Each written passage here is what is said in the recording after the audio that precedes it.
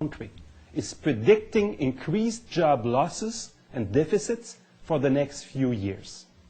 The federal government has a duty to act and help Canadians weather this storm. Stephen Harper still refuses to propose measures to stimulate the Canadian economy. His mini-budget last week demonstrated that his priority is partisanship and settling ideological scores. The Harper Conservatives have lost the confidence of the majority of members of the House of Commons. In our democracy, in our parliamentary system, in our Constitution, this means that they have lost the right to govern. Canadians don't want another election. They want parliamentarians to work together. That's our job. Canadians want their MPs to put aside partisanship and focus on the economy. The Liberal Party and the New Democratic Party are ready to do this. Jack Layton and I have agreed to form a coalition government to address the impact of the global economic crisis. The Bloc has agreed to support this government on matters of confidence. The Green Party has also agreed to support it. Our system of government was not born with Canada. It is ancient. There are rules that govern it and conventions that guide it. Coalitions are normal and current practice in many parts of the world and are able to work very successfully. They work with simple ingredients: consensus, goodwill, and cooperation. Consensus is a great Canadian value. In this spirit, we Liberals have joined in a coalition with the NDP. We have done so because we believe we can achieve more for Canadians through cooperation than through conflict. We believe we can better solve the challenges facing Canada through teamwork and collaboration rather than blind partisan footing and hostility. Our coalition is a consensus to govern with a well-defined program to address the most important issues facing the country, the economy. It is a program to preserve and create jobs and to stimulate the economy in all regions of the country. The elements of the program need to be spelled out, and this is what we will do if we are allowed to present it to the House of Commons, your House of Commons. We share the frustration Canadians have about a political crisis that has been allowed to take prominence over the more important economic challenges we face.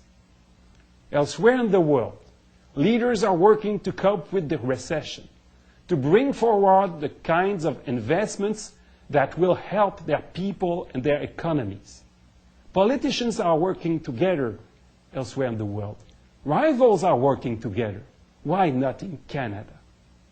Mr. Harper's solution is to extend that crisis by avoiding a simple vote, by suspending Parliament and continuing the confusion. We offer a better way. We say, settle it now, and let's get to work on the people's business. A vote is scheduled for next Monday. Let it proceed, and let us all show maturity in accepting the result with grace and the larger task of serving Canadians in mind. Within 1 week, a new direction will be established. A tone and focus will be set. We will gather with leaders of industry and labor and provinces and territories to work, unlike the Conservatives, in a collaborative but urgent manner to protect jobs, to stimulate the economy and create good, well-paid jobs.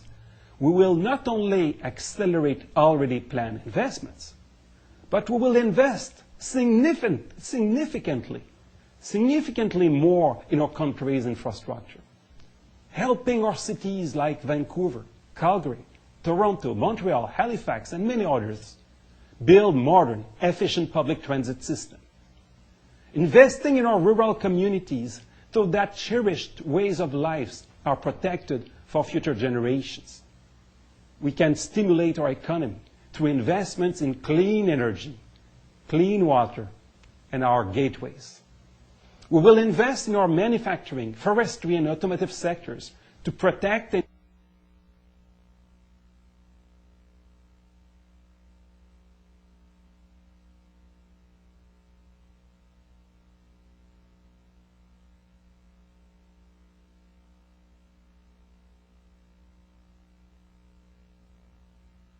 and create jobs.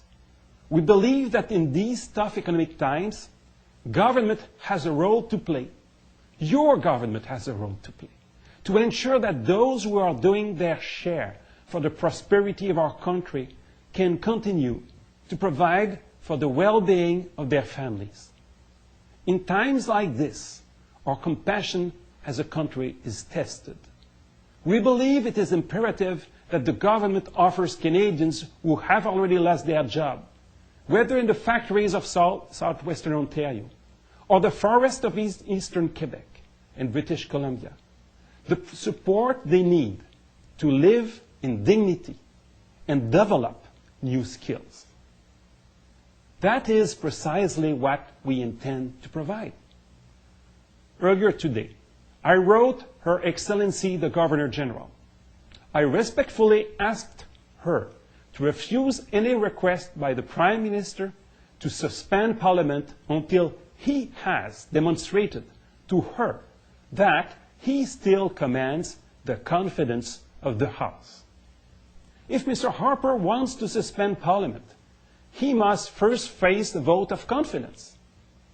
In our Canada, the government is accountable for its decisions and actions. In Parliament, your Parliament. In our Canada, the government derives its legitimacy from an elected Parliament, elected by you. Allow me to end tonight on a personal note. If I am entrusted with the role of Prime Minister for the next months that I have left to serve, I will work day and nights to combat this economic crisis, to do what it takes to minimize its effects on Canadians, my fellow Canadians, to protect jobs and to create jobs. Good night. Thank you so much. Good night.